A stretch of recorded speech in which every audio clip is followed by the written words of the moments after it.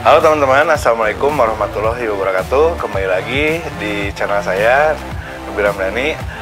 Mohon maaf kemarin lama saya nggak bikin video ya, karena banyak kesibukan di kerjaan, juga banyak urusan ya. Jadi baru sempet sekarang ini. Nah, di video kali ini saya mau nerusin cerita tentang Everton ya, Bridge Everton ini. Jadi untuk kalian yang belum nonton, bisa nonton video saya yang lama, atau yang udah pernah nonton. Dan gara-gara video itu saya banyak request dari teman-teman ya, Kang gimana caranya setting Everton, Kang gimana caranya tuning pakai Everton.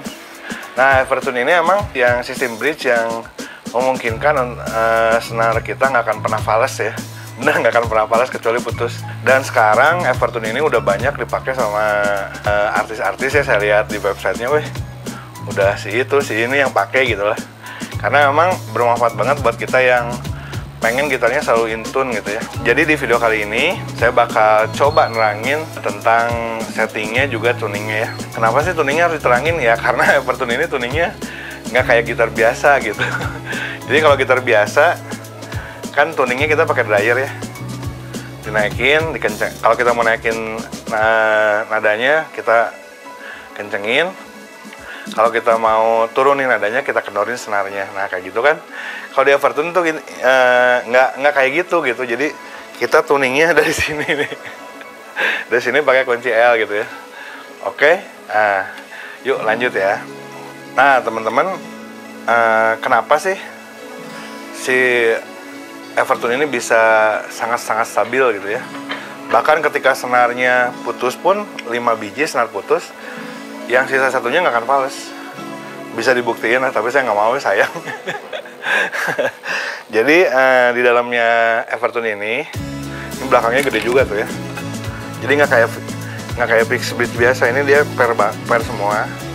Jadi di dalam Everton ini dia punya individual stringnya. Jadi tiap saddle itu dia punya pairnya sendiri gitu. Jadi walaupun kita putusin 5 senar ya, yang satunya tetap aja di situ gitu, karena pairnya sendiri gitu.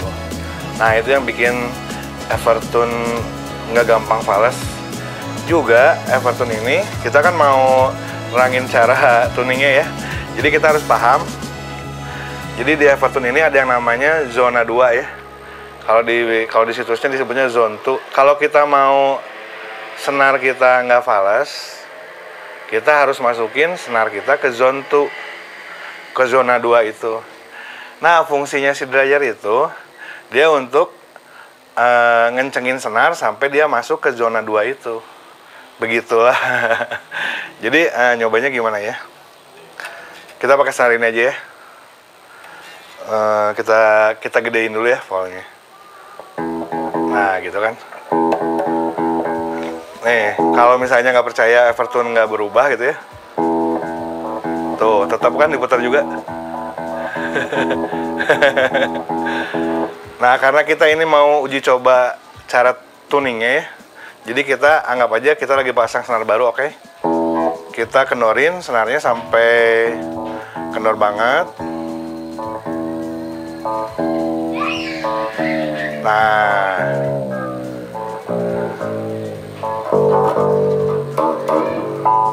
ini kan senarnya udah kendor tuh. Nah, ketika senar udah kendor ini ceritanya kita baru masukin senar ya. Terus kita kencengin seperti biasa.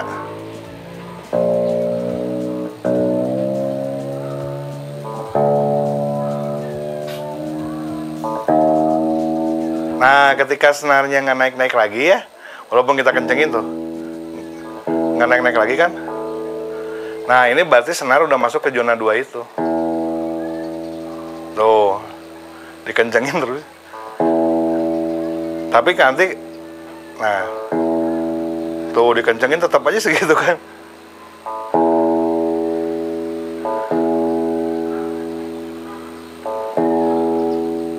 Tuh, terus dikencengin terus segitu.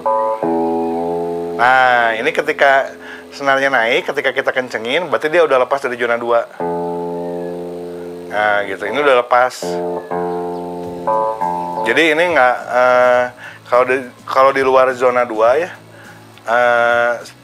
kayak gitar biasa lah gitu. Jadi Evertune-nya nggak berfungsi gitu. Jadi kita harus turunin lagi masuk ke zona 2.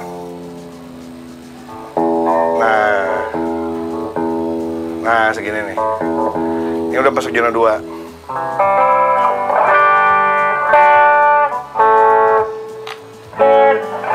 Nah gitu. Jadi itu cara pasang senarnya, cara tuningnya. Bukan cara tuning, cara masukin ke zona 2. Nah tuningnya, misalnya kita pas udah masuk zona 2 tapi kurang tinggi atau kurang rendah ya, kita masukinnya dari lubang yang ini nih. Pakai kunci L ukuran 2,5 mili ya. Masukin ke yang di sini nih. Kelihatan nggak sih? Nah, ini kan ada kunci L. Tuh gitu ya, di dalam ini. Jadi posisinya kayak gini nih. Miring. Nah, posisinya miring. Tuh gitu kan. Miring. Nah, kalau misalnya kurang kencang, kurang naik gitu ya. Nah, segitu kan. Misalnya kita rasa ini kurang naik ya. Nah, putar searah jarum jam. Tadi ingat kan nadanya? Segini nih. Nah, segitu ya. Mana sih? Nah, ini.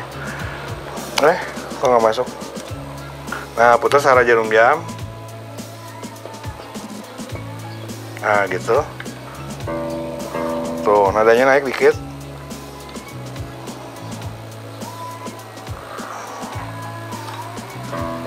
Tuh, naik dikit lah. Kita cek pakai tuning ya.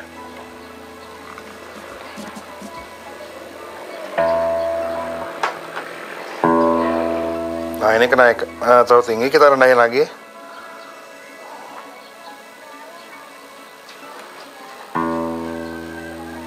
Ketinggian.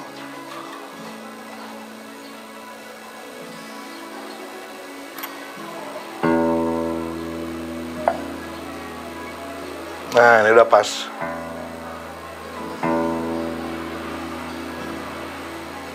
Dikit lagi deh.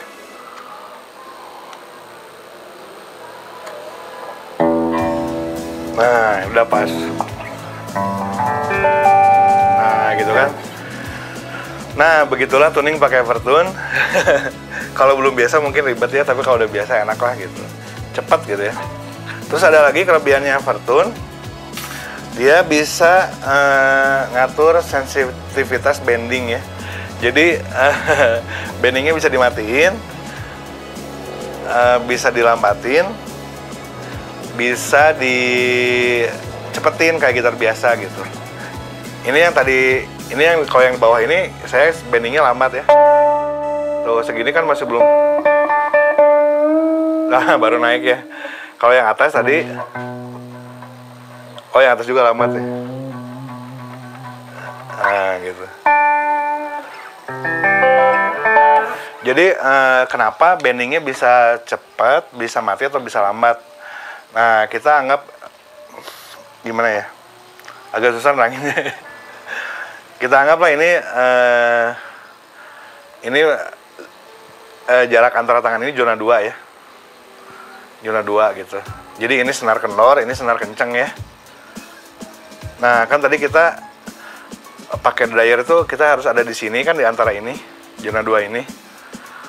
Nah, anggaplah si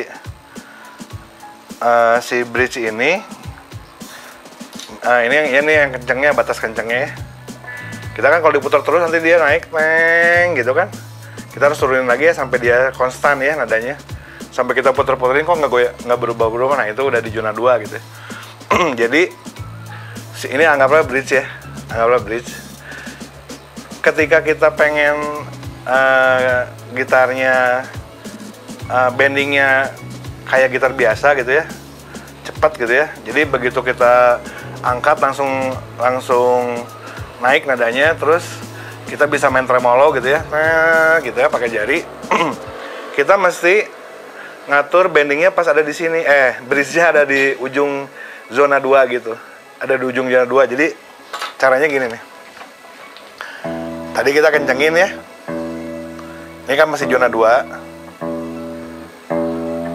Nah, ini udah naik kan? Udah naik, udah di luar zona 2 ya. Kita masukin lagi ke zona 2. Nah, ini pas di ujung zona 2 nih. Kalau dalam posisi kayak gini, ini bendingnya pasti cepat. Tuh kan gitu kan. Beda sama yang bawahnya ya. Tuh nggak berubah yang bawahnya. Kalau yang atasnya, nah,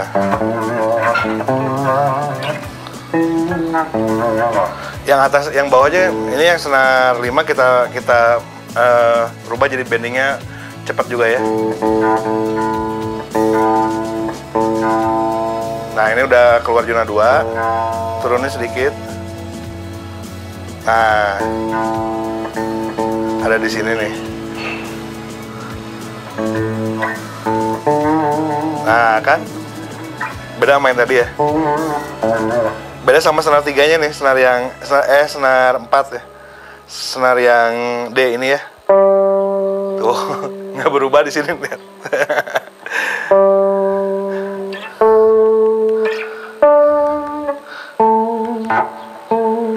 Nah, gitu ya. Jadi fungsinya apa sih kalau bending lambat ini kayak yang ini? Ini fungsinya kalau misalnya kita main, kita rekaman ya. Kadang-kadang kalau kita nekannya terlalu kenceng, ini kan naik nadanya. Kalau rekaman gitu ya. Nah, saya nggak pengen, kalau nggak pengen itu terjadi, kita setting ke bending lambat kayak gini, bendingnya lambat. Tuh. Kalau yang ini bendingnya kayak gitar biasa normal. Jadi kalau di gitar normal tuh kan, kalau kita misalnya tekan, kalau kita tambahin tekanan, dia nadanya naik dikit ya. Tuh kan. Nah, kalau yang di settingan lambat, bending lambat, dia mau ditekan keras atau kenceng, nadanya tetap konstan segitu gitu. Nah, mau ditekenin tetap aja. Tapi kalau yang 2 ini ya, yang tadi kita udah setting ke cepet, tuh kalau ditekan, tuh kalau ditekan dia naik. Nah, gitu fungsinya ya, seperti itu. Terus ada lagi fungsinya bisa dimatiin bendingnya, benar bisa dimatiin. Kalau pengen bendingnya dimatiin, kita mesti simpen tadi itu ya, yang zona 2, kita mesti simpen si bridge-nya di tengah-tengah gitu. Jadi kita kenorin lagi ya. Ini ya, kenorin. Ini kan udah cepat ya. Nah, kita kenorin. Ini pasti bendingnya lambat.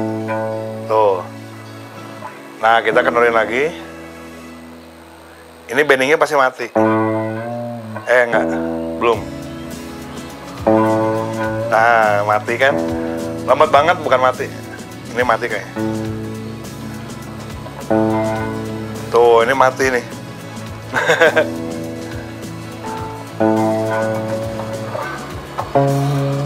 Tuh, di gini-gini mati.